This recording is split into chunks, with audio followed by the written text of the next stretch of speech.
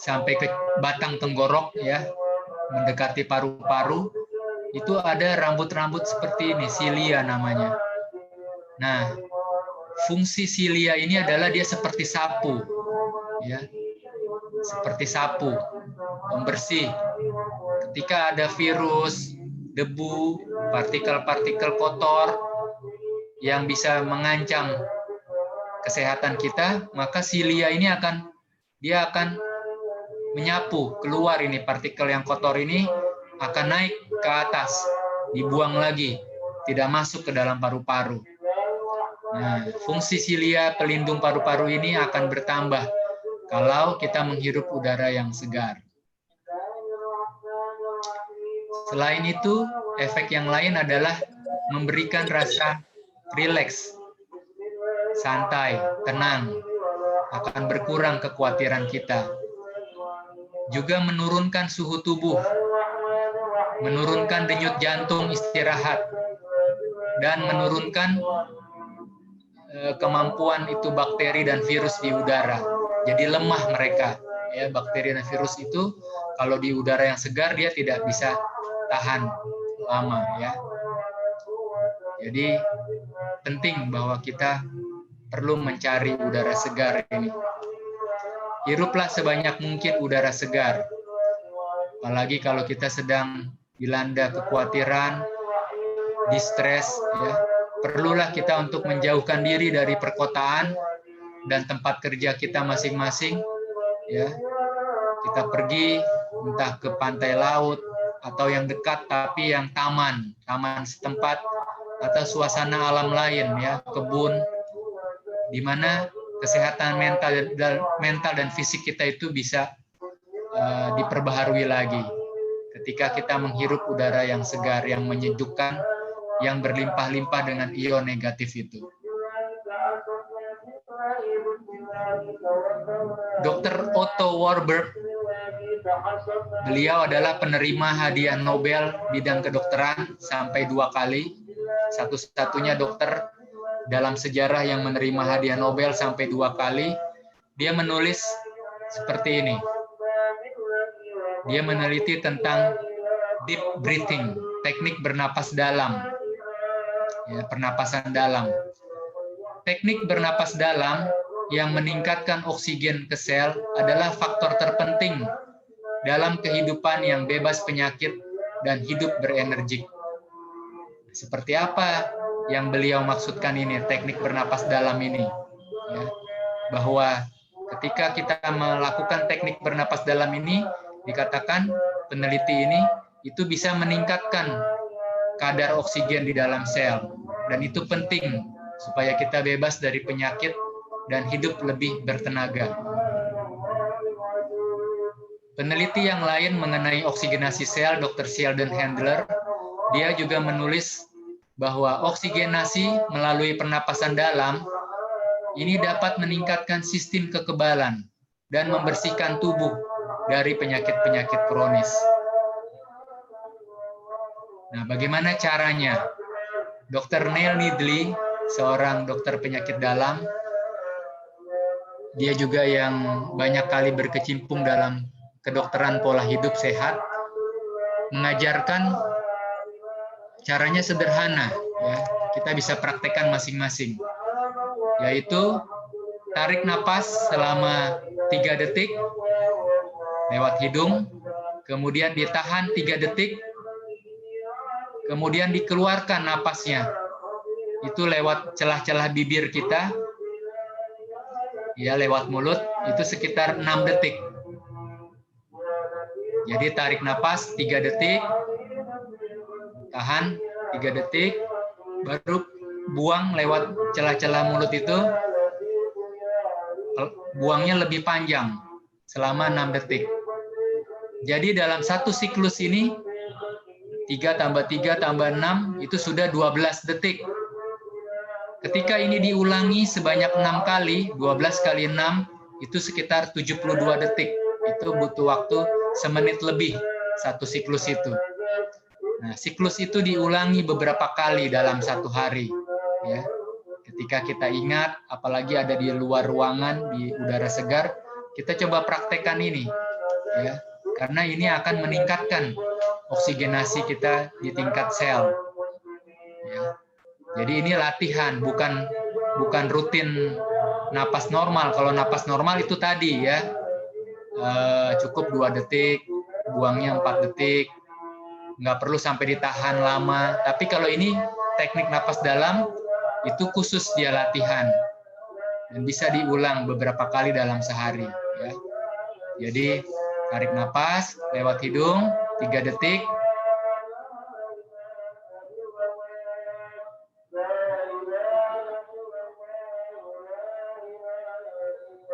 Ya, seperti itu. Itu satu siklus. Tarik napas 3 detik, ditahan 3 detik, dibuangnya lebih panjang. Ya. Diulangi lagi terus seperti itu. Ini sangat baik, apalagi kalau ada di luar ruangan, di udara yang segar. Ya. Kalau Anda sudah terbiasa mulai lakukan latihan ini, bahkan bisa diperpanjang. Tarik napasnya itu 4 detik. Lebih lama lagi, 5 detik. Tahannya juga bisa lebih lama, 4 detik, 5 detik, ya. Baru keluarkannya lebih lama lagi. Jadi perbandingannya adalah 1:1:2. Ya, kalau Anda bisa lebih lama, itu lebih bagus. Berarti napasnya sungguh-sungguh dalam itu. Ya.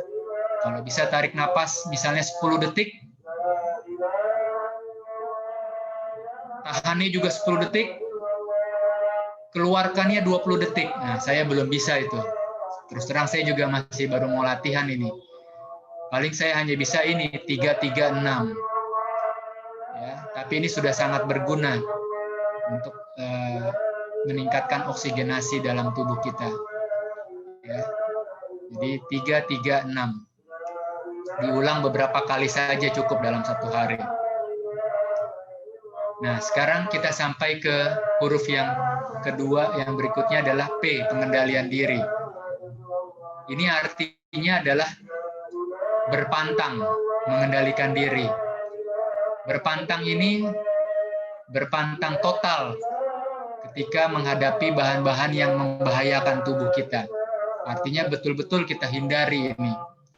Tapi juga pengendalian diri ini adalah juga bermaksud atau berarti penggunaan secukupnya dari bahan-bahan yang berguna sekalipun. Jadi kalau memang bahan itu berbahaya, kita memang say no, pantang total, tidak. Tapi kalaupun bahan itu berguna, gunakan secukupnya. Itu yang dimaksud dengan mengendalikan diri. Nah, tantangannya adalah mana-mana itu yang secukupnya, mana yang memang berbahaya. Untuk membedakan itu seringkali tidak mudah, ya. Contohnya, ketika kita menghadapi alkohol, banyak orang menyatakan, nggak apa-apa, secukupnya aja alkohol. Seperti itu kan. Atau kopi, nggak apa-apa, secukupnya aja kopi, bagus itu malah. Nah, justru riset menyebutkan, sudah banyak penelitian bahwa alkohol, kafein atau kopi, dan kerabatnya, kerabat dari kafein itu adalah theobromine. Itu terdapat dalam coklat dan teh, dan juga rokok yang mengandung nikotin dalam tembakaunya. Itu semua berpantang total. Jadi tidak sama sekali. Itu yang terbaik, dan itu yang dianjurkan ya oleh Organisasi Kesehatan Sedunia, itu no alkohol. Demikian juga rokok, ya. Dan kafein, ini juga sudah banyak riset menunjukkan bahwa ini bukan minuman yang sehat untuk tubuh kita. Sekarang huruf S, yang terakhir pada malam kedua ini, yaitu sinar matahari. Rajin berjemur matahari, karena paparan sinar matahari adalah sumber utama vitamin D. Dan vitamin D ini sudah banyak diketahui, dia berperan pada tubuh kita, begitu banyak kegunaannya vitamin D. Salah satunya adalah vitamin D sebagai pengatur sistem imun, kekebalan tubuh kita. Jemur sinar matahari adalah obat sederhana dan tersedia cuma-cuma untuk mencegah dan juga untuk terapi COVID-19 ini. Ya. Saudara bisa cari tahu, ternyata memang vitamin D itu adalah terapi yang murah ya untuk infeksi, termasuk juga infeksi paru-paru, bahkan pun infeksi COVID-19 ini. Ini ada satu penelitian dokter-dokter di Indonesia ketika wabah mulai merebak terjadi di negara kita. Dr. Prabowo Raharusuna dan kawan-kawan, mereka meneliti di Indonesia ini peranan dari vitamin D ini dihubungkan dengan penyakit COVID-19 ini. Ya. Mari kita lihat hasil penelitiannya. Ini tabelnya seperti ini, Bapak Ibu bisa lihat. Diambil darah pasien-pasien yang positif COVID-19, dilihat kadar vitamin D-nya itu berapa yang normal, berapa yang kurang, berapa yang kurang sekali. Ya. Jadi normal, kurang cukup, dan yang memang sangat kurang. Kita lihat di sini bahwa pasien-pasien yang terinfeksi COVID ini, ketika kadar vitamin D-nya itu normal, itu persentasenya tinggi yang hidup, yang bertahan hidup. Ya, 90% lebih itu hidup. Sebaliknya, kalau kadar vitamin D-nya kurang, ya, itu yang hidup cuma nggak sampai 1%. Ya. Jadi lebih banyak yang meninggal tentu maksudnya ya. Yang hidup hanya sedikit. Kalau kadar vitamin D-nya normal, maka yang survive atau bertahan hidup tinggi. Kita lihat di tabel yang di bawah ini. Ya, ini yang saya kotak hijau ini. Kadar vitamin D-nya kurang dari 20. Ya, ini. Itu ternyata lihat kematiannya, persentasenya. 98,9% meninggal. Ya. Sebaliknya, kalau kadar vitamin D-nya cukup, lebih dari 30 nanogram per mililiter, itu yang meninggal hanya di bawah 5%. Ya. Lihat. Berikut juga komorbidnya ini. Komorbid itu artinya penyakit-penyakit yang menyertai. Jadi pasien ini sudah terinfeksi COVID-19, tetapi mereka punya penyakit lain, entah diabetes, hipertensi, autoimun, penyakit jantung, dan lain sebagainya. Pada orang-orang yang kadar vitamin D-nya kurang, itu memang diketahui komorbidnya tinggi, 80%. 80% mereka punya penyakit penyerta, itu maksudnya ya. Jadi ini penting bahwa kadar vitamin D itu bisa membuat daya tahan tubuhnya itu lebih baik, sehingga bisa bertahan hidup dan tidak ada penyakit-penyakit penyertanya. Itu yang mau disampaikan dari penelitian ini. Nah, bagaimana cara kita mendapatkan manfaat dari sinar matahari ini? Kita sempatkan setiap hari berjemur di antara jam 10 sampai jam 2, ini tengah hari. Karena pada jam-jam inilah sinar ultraviolet B itu paling bagus intensitasnya untuk diserap oleh kulit tubuh kita, sehingga akan menghasilkan vitamin D. Cukup kalau orang Indonesia kulit kuning langsat, nggak perlu lama-lama, ya 15 sampai 20 menit. Dan ini bisa dicicil. Kalau nggak sempat sekian lama, mungkin 5 menit dulu. Nanti ulang lagi 5 menit. Ya. Jadi paling nggak totalnya itu 15 sampai 20 menit dalam satu hari sudah cukup. Ya.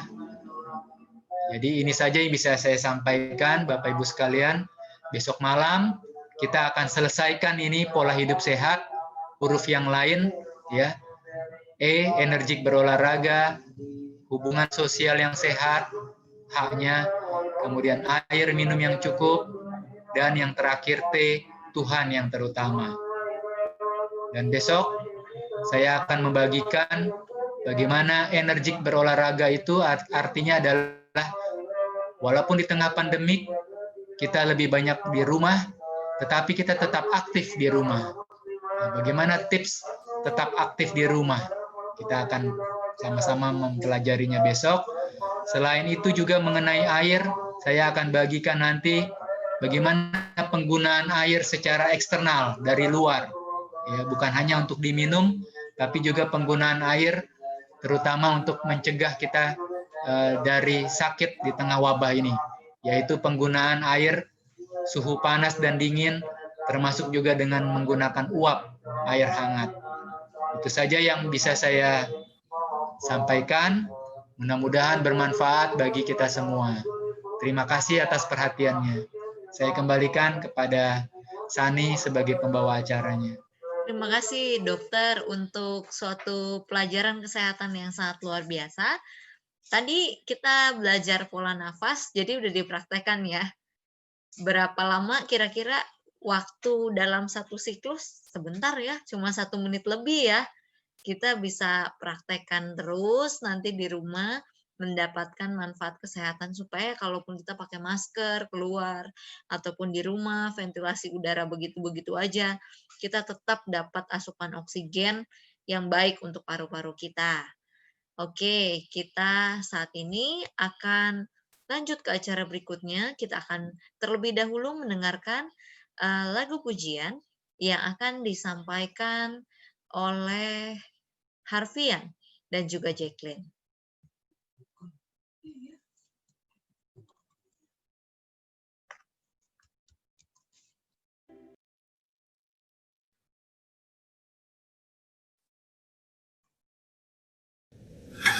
Kau yang terindah di dalam hidup ini, tiada Allah Tuhan yang seperti Engkau, besar perkasa penuh kemuliaan. Kau yang di dalam hidup ini, ku cinta Kau lebih dari segalanya, besar kasih setiamu kepadaku. Ku sembah Kau, ya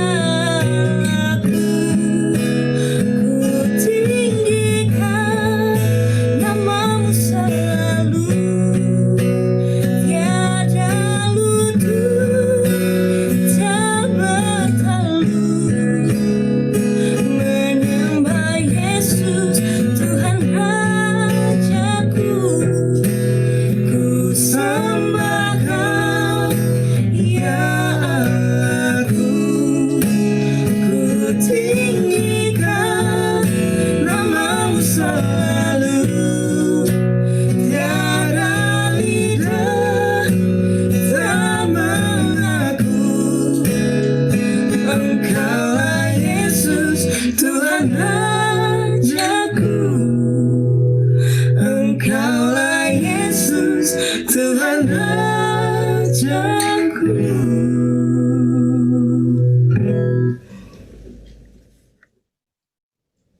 Amin.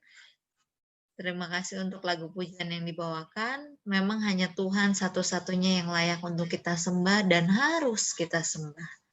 Pada saat ini, sebelum kita memasuki acara inti kita akan sama-sama menyanyikan lagu tema kita, Kuasa Dalam Darahnya.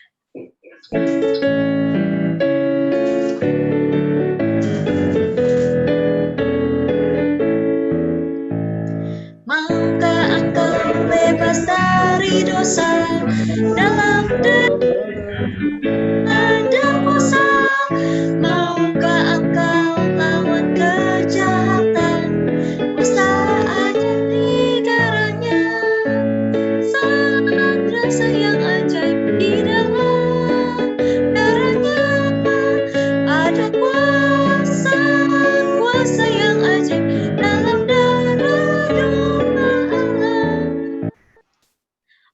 kita akan langsung memasuki acara khotbah yang akan dibawakan oleh Pendeta Harlina Pitupulu. Ada kuasa dalam ibadah.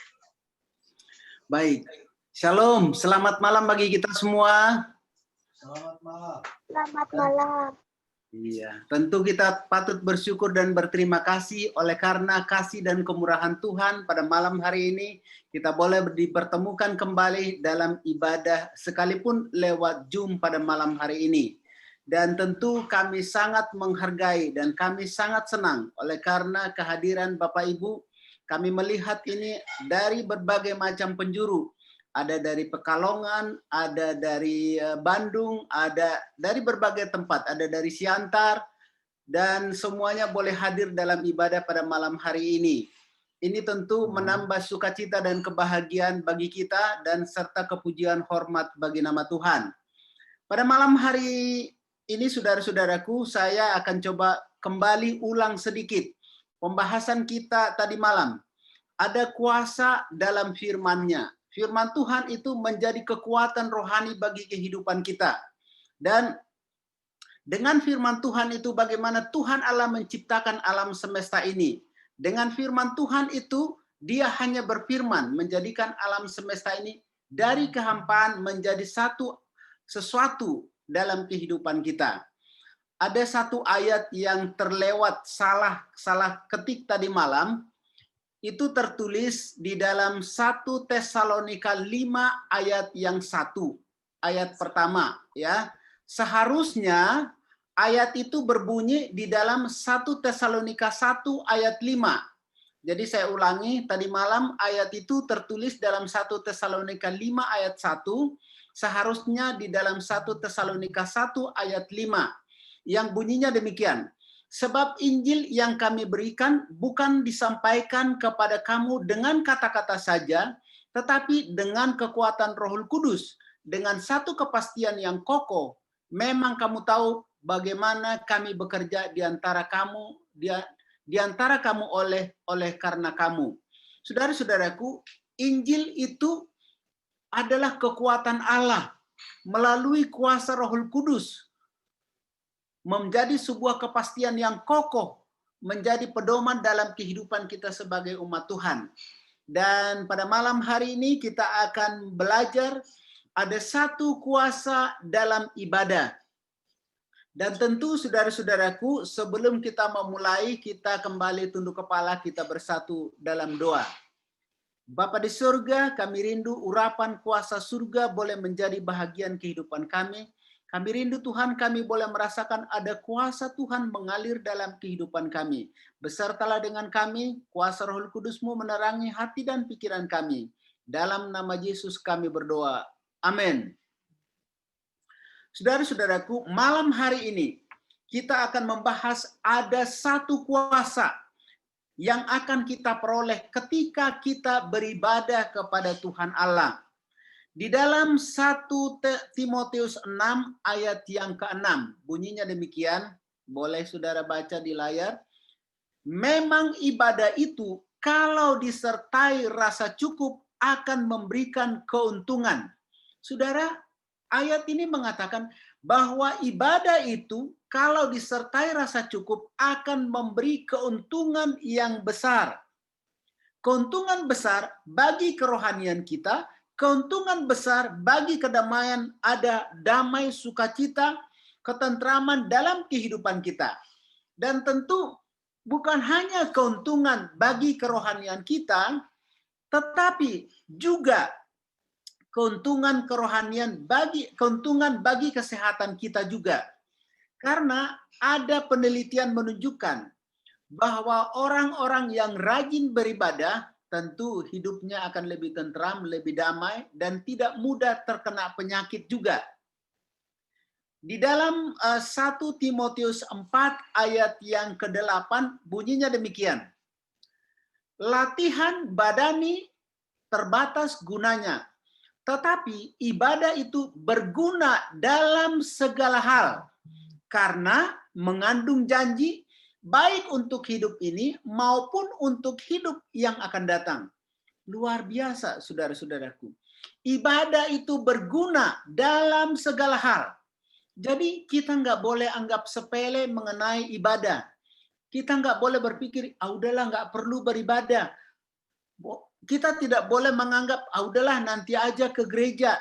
Saudara-saudaraku, ayat ini mengatakan bahwa ibadah itu berguna dalam segala hal karena mengandung janji untuk kehidupan kita saat ini maupun untuk kehidupan kita yang akan datang tersebut. Ada kuasa dalam ibadah yang menyangkut kehidupan saat ini maupun yang akan menyangkut kehidupan kita yang akan datang. Selanjutnya firman Tuhan mengatakan kepada kita di dalam Keluaran 23 ayat yang ke-25. Tetapi kamu harus beribadah kepada Tuhan Allahmu, maka Ia akan memberkati roti makananmu dan air minummu, dan akan menjauhkan daripadamu dari tengah-tengahmu penyakit. Wow, sangat luar biasa, saudara-saudaraku. Kita boleh melihat ada kuasa dalam ibadah itu. Janji Tuhan yang pasti mengatakan kepada kita, ketika kita beribadah kepada Tuhan, maka berkat Tuhan akan mengalir dalam kehidupan saudara dan saya. Dikatakan, tetapi kamu harus beribadah kepada Tuhan Allahmu. Maka Ia akan memberkati roti makananmu dan air minummu, serta menjauhkan engkau daripadamu penyakit apapun, termasuk tentunya COVID-19 ini. Amin, saudara-saudaraku. Ini satu jaminan yang pasti, bukan saya yang mengatakan, tetapi janji Tuhan yang pasti kepada kita. Bahwa saat kita beribadah, ada jaminan kuasa Tuhan yang mengalir dalam kehidupan kita. Ibadah itu tentunya tidak hanya bernyanyi memuji Tuhan, tetapi ibadah itu juga mencakup semua elemen kehidupan kita.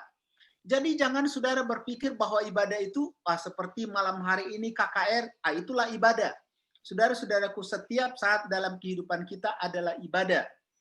Firman Tuhan mengatakan, jika engkau makan, jika engkau minum, muliakanlah Allah.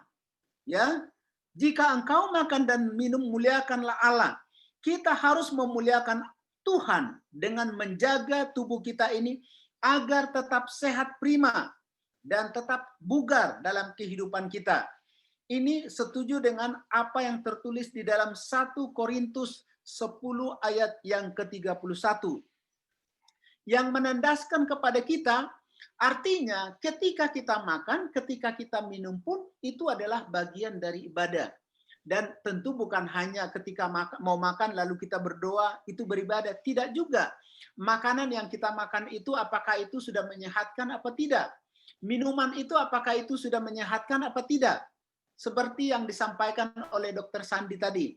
Ada beberapa hal yang memang tidak diizinkan untuk kita masukkan ke dalam tubuh kita. Jadi saudara-saudaraku, kenapa seperti itu? Di dalam Roma 12 ayat yang pertama mengatakan, Roma 12, karena itu saudara-saudaraku, demi kemurahan Allah, aku menasihatkan kamu supaya kamu mempersembahkan tubuhmu sebagai satu persembahan yang hidup, yang kudus dan berkenan kepada Allah. Itu adalah ibadahmu. Ibadah yang sejati.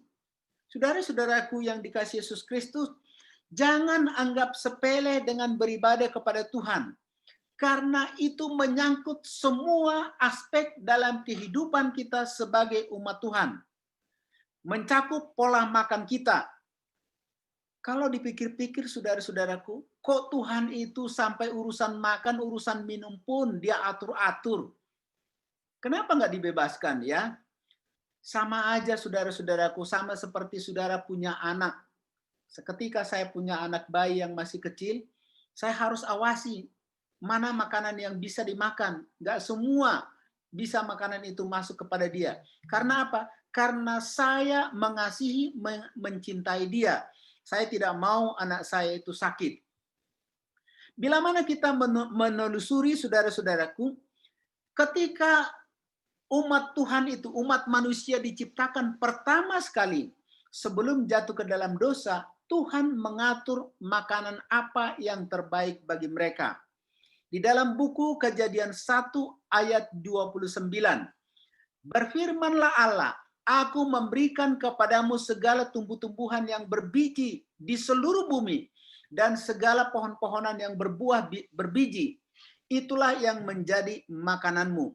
Makanan kita ketika itu adalah Tuhan atur.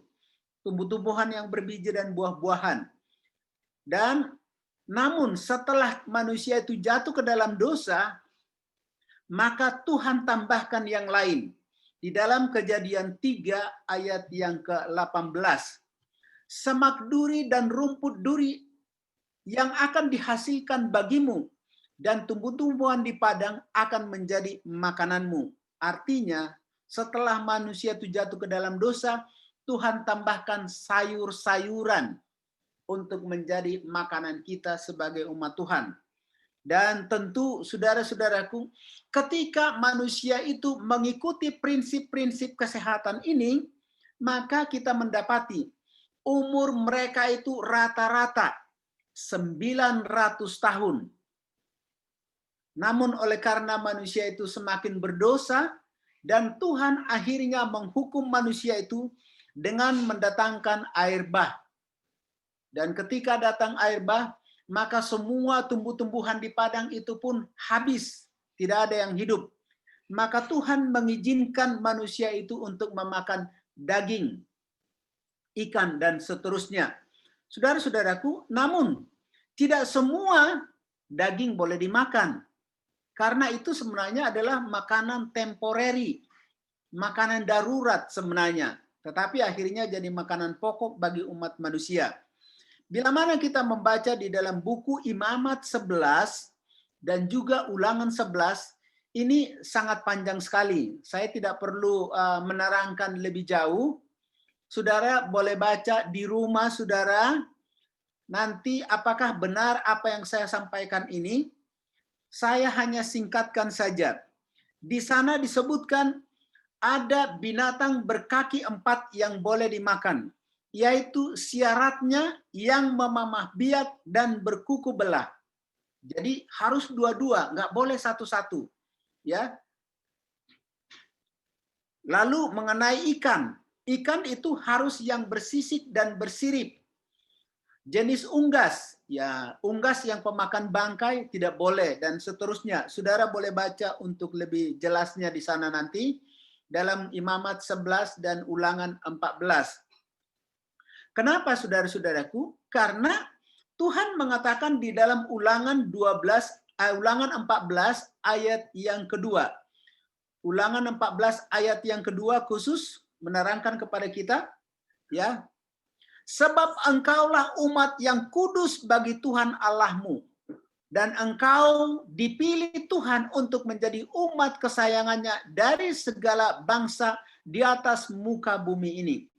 Saudara, kita ini disebutkan umat yang kudus, umat kesayangan Tuhan Allah. Karena Tuhan begitu sayang mencintai saudara dan saya. Maka ayat yang selanjutnya itu mengatakan, janganlah engkau memakan ini, dan seterusnya. Saudara-saudaraku yang dikasihi Yesus Kristus, ini adalah satu prinsip kehidupan yang diajarkan kepada kita. Bila mana kita menghampiri Tuhan, beribadah secara khusus kepada Tuhan Allah, maka ada larangan-larangan yang Tuhan katakan, yang harus kita lakukan dalam kehidupan kita. Dan kalau kita mengikuti itu, tujuannya adalah untuk kesehatan saudara dan saya. Karena di dalam tubuh yang sehat, kita terdapat pikiran yang sehat. Dalam pikiran yang sehat terdapat jiwa yang sehat. Ketika kita dalam kondisi prima memuji Tuhan, tentu doa-doa kita pun akan dijawab oleh Tuhan. Ibadah kita itu pun akan diterima oleh Tuhan Allah. Saudara-saudaraku yang dikasihi Yesus Kristus, tadi Dr. Sandy sudah memberikan penjelasan juga. Ada juga hal-hal yang lain selain dari makanan yang kita harus jauhkan. Minuman-minuman alkohol, karena itu akan merusak kesehatan kita. Dan rokok. Nah, bagi saudara-saudara kami yang masih merokok, tolong berhentilah merokok. Karena merokok itu akan membuat saudara akan menjadi sakit. Karena di dalam bungkus rokok itu jelas-jelas bahwa rokok itu membunuhmu katanya. Ya. Dan sudah banyak juga di antara keluarga kami juga yang meninggal oleh karena rokok, kanker oleh karena rokok. Saudara-saudaraku, kalau itu dilarang oleh Tuhan, sebaiknya kita jauhkan dalam kehidupan kita. Saudara-saudaraku, tentu dalam hal yang lain, Tuhan itu begitu spesifik juga. Bukan hanya dalam soal makanan, minuman, dan yang lain-lain yang menyangkut tubuh kita, yang harus kita perhatikan. Mengenai hari ibadah kita pun, Tuhan atur secara khusus. Tentu kita boleh setiap hari beribadah kepada Tuhan. Tetapi ketika kita akan menghampiri Tuhan secara khusus, maka Tuhan menentukan satu hari perhentian bagi kita. Dan hari perhentian itu sudah ada sejak zaman permulaan, zaman penciptaan. Dan ini sudah dilembagakan oleh Tuhan. Di dalam buku Kejadian 2,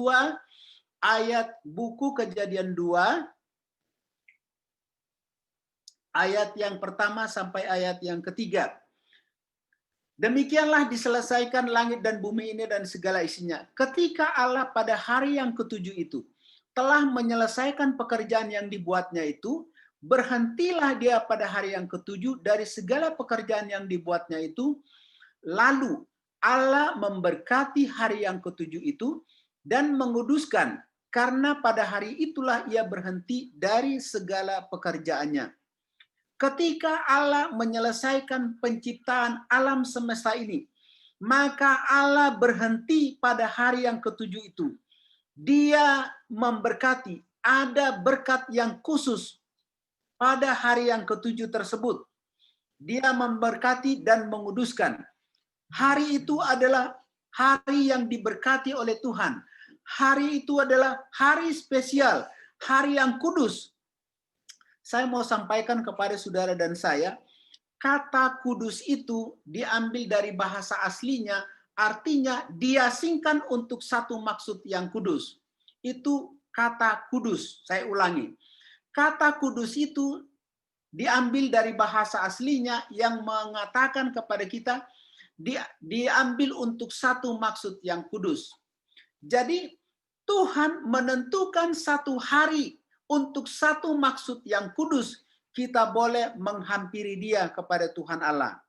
Dan ini tentu ditandaskan kembali kepada umat-umat Tuhan. Di dalam buku Keluaran 20 ayat yang ke-8 sampai ayat yang ke-11. Ini terdapat dalam 10 hukum. Ingat dan kuduskanlah hari Sabat. 6 hari lamanya engkau akan bekerja dan melakukan segala pekerjaanmu, tetapi hari yang ketujuh adalah hari Sabat Tuhan Allahmu. Maka jangan melakukan sesuatu pekerjaan, engkau atau anakmu laki-laki atau anakmu perempuan, atau hambamu laki-laki atau hambamu perempuan, atau hewanmu, atau orang asing di tempat kediamanmu. Sebab 6 hari lamanya Tuhan menjadikan langit dan bumi, laut dan segala isinya, dan ia berhenti pada hari yang ketujuh. Itulah sebabnya Tuhan memberkati hari Sabat dan menguduskannya. Saudara-saudaraku, disebutkan di sini Allah mengasingkan satu hari yang kudus. Kita boleh menghampiri Tuhan Allah. Dan hari itu adalah hari beribadah kepada Tuhan Allah. Selanjutnya, saudara-saudaraku, mengapa itu kita harus peringati akan hal itu? Terdapat di dalam Keluaran 31 ayat 13, 15 dan 16. Boleh mungkin di layar. Keluaran 31, ya saya akan baca.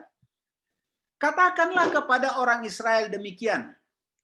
Akan tetapi hari-hari Sabatku harus kamu pelihara. Itulah peringatan antara aku dan kamu turun-temurun, sehingga kamu mengetahui bahwa akulah Tuhan yang menguduskan kamu.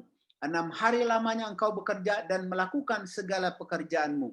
Saya akan ulangi kembali. Ayat ini mengatakan, tetapi kamu harus, ya, dikatakan sebuah keharusan bagi kita untuk memelihara akan hari Sabat itu. Dan hari Sabat itu diperingati turun-temurun.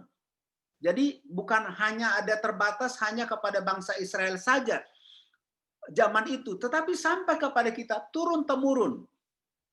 6 hari engkau melakukan pekerjaanmu, tetapi hari yang ketujuh itu haruslah ada Sabat, hari perhentian penuh. Jadi penuh, bukan setengah-setengah hari, bukan 1 jam, bukan 2 jam, tetapi hari Sabat itu penuh. Maka haruslah orang Israel memelihara hari Sabat dan merayakan Sabat itu menjadi perjanjian yang kekal. Saudara, ayat ini dengan begitu jelas mengatakan kepada kita, hari Sabat itu menjadi perjanjian yang kekal untuk selama-lamanya, bukan hanya pada saat penciptaan zaman bangsa Israel, zaman rasul-rasul, tetapi sampai di dunia baru. Tuhan meminta kita untuk memelihara. Hari Sabat itu harus dipelihara sebagai hari peringatan antara aku, kata Allah, dan kamu sebagai umatku, bahwa dialah Tuhan pencipta kita. Jadi dengan beribadah sesuai dengan apa yang Tuhan telah tentukan itu, berarti kita mengakui Tuhan pencipta alam semesta ini. Di dalam Imamat 19 ayat yang ke-30 mengatakan, kamu harus memelihara hari Sabatku dan menghormati. Saudara-saudaraku, menghormati, kamu harus memelihara dan menghormati tempat kudusku hari Sabat tersebut. Saudara-saudaraku, jangan pernah anggap sepele dengan hal itu. Ada satu keharusan. Kalau disebutkan harus, maka hukumnya adalah wajib, saudara-saudaraku. Gak bisa ditawar-tawar. Gak bisa kita berargumentasi mengenai hal itu. Kamu harus adalah sebuah kewajiban. Tentu kalau begitu, saudara-saudaraku yang dikasihi Yesus Kristus, hari apakah hari Sabat itu? Saya hanya memberikan sedikit penjelasan dari sekian banyak dalil ataupun argumentasi-argumentasi yang berkembang yang boleh kita lihat di dalam Alkitab. Saya hanya memberikan 4 prinsip yang begitu mengena di hati kita, dan saya pikir ini adalah satu prinsip yang tidak terbantahkan. Pertama, ada 4 fakta yang tak terbantahkan yang memberikan penjelasan mengenai hari Sabat tersebut. Itu hari apa? Yang pertama, dari segi bahasa. 138 bahasa di dunia ini. Di dunia ini ya, bukan di Indonesia. Di dunia ini menerjemahkan kata Sabat itu sama dengan hari Sabtu. Bukan hari Minggu. Bukan hari Senin. 138 bahasa di dunia ini yang resmi menerjemahkan Sabat itu sama dengan hari Sabtu. Itu bukti yang pertama dari segi bahasa, saudara-saudaraku. Bukti yang kedua, sejarah. Saya pikir ini sejarah yang tak terbantahkan. Ada satu bangsa di dunia ini dari zaman dahulu hingga hari ini, hari ibadahnya itu tidak pernah berubah kepada hari yang lain, yaitu bangsa Israel. Ya, sampai detik ini hari Sabat bagi bangsa Israel sama dengan hari Sabtu. Bagi saudara-saudara yang sudah pernah mungkin pergi ke Tanah Suci ataupun ke Israel, itu tetap dikuduskan mereka hari Sabtu sebagai hari Sabat, bukan hari lain. Jadi kalau saudara masih ragu-ragu akan hal itu, saudara boleh pergi ke sana. Yang ketiga, fakta yang ketiga, keyakinan umat Kristen, ada satu hari yang selalu dirayakan ataupun diperingati oleh umat Kristen seluruh dunia ini, yang disebut dengan istilah Jumat Agung, di mana hari itu Yesus disalibkan, dan hari itu adalah hari persiapan menjelang Sabat. Tentu memberikan penjelasan kepada kita, setelah hari Jumat hari apa? Jawabnya sederhana, hari Sabtu. Jadi sebenarnya nggak susah bagi kita untuk menentukan hari apa hari Sabat itu. Setelah hari Jumat yang disebutkan dengan Jumat Agung itu, besoknya adalah hari Sabtu. Itu adalah hari Sabat. Dan tentu bukti yang paling konkret dari semua bukti itu adalah bukti Alkitab. Alkitab dengan jelas memberikan penerangan kepada saudara dan saya dari berbagai macam argumentasi ataupun orang-orang yang sudah membaca Alkitab, dan juga para tokoh gereja mengatakan, baca Alkitab dari Kejadian sampai Wahyu. Tidak ada satu ayat pun yang menjelaskan bahwa hari ibadah itu hari Minggu. Semuanya adalah hari Sabat. Dan tentu ada banyak argumen-argumentan yang lain yang saya tidak perlu sebutkan. Cukup 4 argumentasi ini memberikan pemahaman bagi kita bahwa kita akan tiba kepada satu kesimpulan bahwa Tuhan mengasingkan satu hari ibadah bagi umat-umatnya untuk datang menghampiri Dia. Dan hari itu adalah hari Sabat, hari Sabtu. Alkitab mengatakan kamu harus memelihara dan menghormati hari itu. Karena itu adalah hari yang diasingkan oleh Tuhan, dikuduskan oleh Tuhan untuk kita datang beribadah kepada Dia. Dan tentu Alkitab juga memberikan bukti yang lain kepada kita. Hari apa Yesus yang kita sembah itu beribadah? Di dalam Lukas 4 ayat yang ke-16. Lukas 4 ayat yang ke-16, ia, maksudnya di sini adalah Yesus, ia datang ke Nazaret tempat dia dibesarkan, dan menurut kebiasaannya pada hari Sabat dia masuk ke dalam rumah ibadah, lalu berdiri hendak membaca dari kitab suci. Yesus sendiri yang kita sembah itu, juru selamat kita itu, ini bukan hanya sekali disebutkan, menurut kebiasaannya, berarti memang kebiasaan terus-menerus yang memang dilakukan. Dia beribadah pada hari Sabat, hari Sabtu, bukan hari lain. Saya perlu tandaskan itu kepada saudara dan saya. Yang berikutnya, murid-murid itu. Ada banyak tentu, ada kurang lebih 20 ayat di dalam Alkitab menceritakan bahwa murid-murid itu selalu berbakti pada hari Sabat, hari Sabtu. Tapi saya hanya ambil beberapa ayat saja. Di dalam Kisah 13 ayat 14 dan ayat 42, saya hanya baca di sana. Dari Perga mereka melanjutkan perjalanan mereka, lalu tiba di Antioquia Pisidia. Pada hari Sabat, mereka pergi ke rumah ibadat, lalu duduk di situ. Ini pada hari Sabat murid-murid itu. Ayat 42. Ketika Paulus dan Barnabas keluar, mereka diminta untuk berbicara tentang pokok pada hari Sabat berikutnya. Artinya bahwa rasul-rasul itu adalah beribadah pada hari Sabat, bukan hari yang lain. Selanjutnya, saudara-saudaraku, di dalam Kisah Para Rasul 18 ayat yang ketiga dan 4.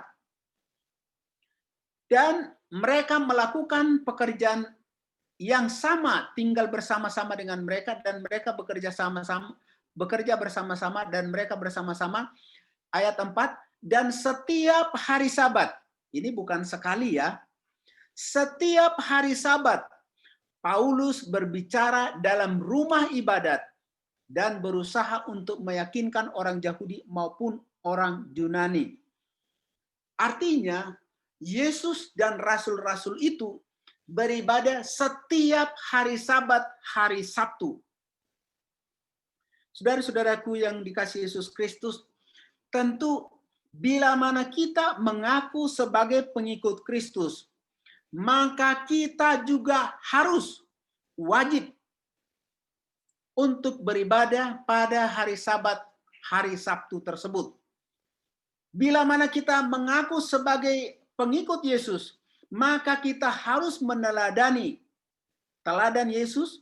Kita harus juga mengikuti teladan dari murid-murid itu, karena kalau kita tidak mengikuti prinsip itu, maka kuasa dalam ibadah itu tidak ada artinya bagi saudara dan saya. Karena firman Tuhan dalam ayat yang selanjutnya mengatakan demikian. Kita boleh membuka di dalam Matius 15 ayat yang ke-9 yang bunyinya demikian.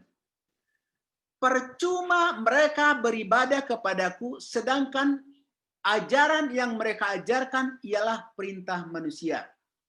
Saudaraku, Alkitab mengajarkan prinsip untuk kita beribadah hari Sabat, hari Sabtu. Kalau tidak ada tertulis di dalam Alkitab ini, itu berarti ajaran manusia. Kalau kita mengikuti itu, berarti sia-sialah ibadah kita, nggak berguna. Ya, ingat ayat-ayat sebelumnya itu mengatakan bahwa ibadah itu berguna bagi hidup kita sekarang maupun untuk hidup kita yang akan datang. Ayat yang berikutnya mengatakan lebih jelas lagi. Ada banyak ayat-ayat yang lain di dalam Alkitab ini yang menerangkan akan hal itu, tetapi saya hanya ambil 2 saja. Dalam Markus 7 ayat 7. Percuma mereka beribadah kepadaku, sedangkan ajaran yang mereka ajarkan ialah perintah manusia. Saudara-saudaraku yang kami kasihi di dalam nama Yesus Kristus, tentu kita tidak mau apa yang kita lakukan selama ini. Tentu saya tidak mau juga ibadah saudara itu menjadi sia-sia, tidak berguna dalam kehidupan kita ini. Karena tidak sesuai dengan firman Tuhan. Allah menuntut kita untuk beribadah, datang berbakti, menguduskan, memuliakan Tuhan dalam kehidupan kita sesuai dengan apa yang tertulis dalam anjuran akan firman Tuhan ini. Saudara-saudaraku, percuma mereka beribadah kepadaku, sedangkan ajaran yang mereka ikuti tidak sesuai dengan firman Tuhan. Pada malam hari ini saya mengajak saudara dan saya untuk kita lebih setia datang berbakti kepada Tuhan Allah. Menyerahkan hidup kita kepada Tuhan Allah.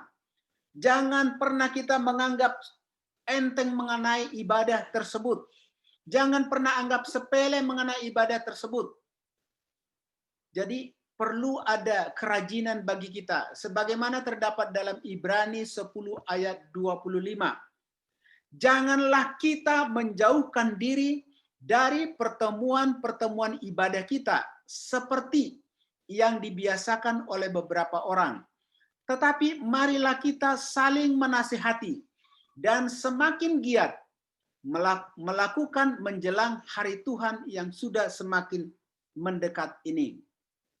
Saudara-saudaraku, satu himbauan kepada kita, kalau selama ini ibadah kita nggak benar, nggak sesuai dengan apa yang Tuhan kehendaki dalam kehidupan kita, mulai malam hari ini, kita boleh merenungkan apa yang salah Tuhan dalam kehidupan saya ini. Apa yang kurang dalam kehidupan saya ini. Apa yang belum benar dalam kehidupan saya sebagai umat-umat Tuhan. Saudara-saudaraku, sebagai kesimpulan bagi kita pada malam hari ini, ada kuasa dalam ibadah. Dan kuasa itu akan menolong kehidupan saudara. Karena ibadah itu akan mempengaruhi. Ibadah itu kalau disertai dengan rasa cukup, akan memberikan keuntungan besar bagi kerohanian kita. Dan ibadah itu berguna dalam banyak hal, baik untuk hidup untuk hidup sekarang ini, maupun untuk hidup yang akan datang. Hidup mati kita ditentukan bagaimana kepada siapa kita berbakti. Tuhan menentukan hari Sabat itu sebagai satu pengakuan kita kepada Tuhan Allah. Kita mengakui Dia sebagai Khalik dan Pencipta kita. Ada satu teori mengatakan demikian. Ketika muncul teori evolusi, kalau seandainya seluruh umat Tuhan berbakti pada hari Sabat, hari Sabtu, maka teori evolusi tidak ada. Ya, tidak akan ada teori evolusi tersebut. Oleh karena kita sudah mengakui ada Tuhan yang mencipta kita, dan kita tidak akan percaya dengan teori evolusi tersebut.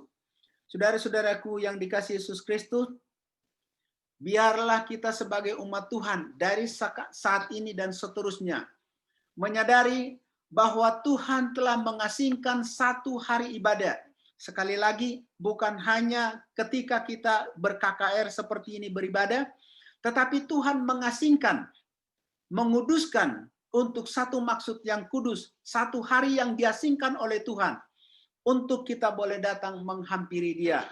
Kiranya melalui pekabaran pada malam hari ini, kita boleh semakin dikuatkan, agar ibadah kita itu berkuasa untuk kehidupan kita saat ini, maupun untuk kehidupan kita yang akan datang.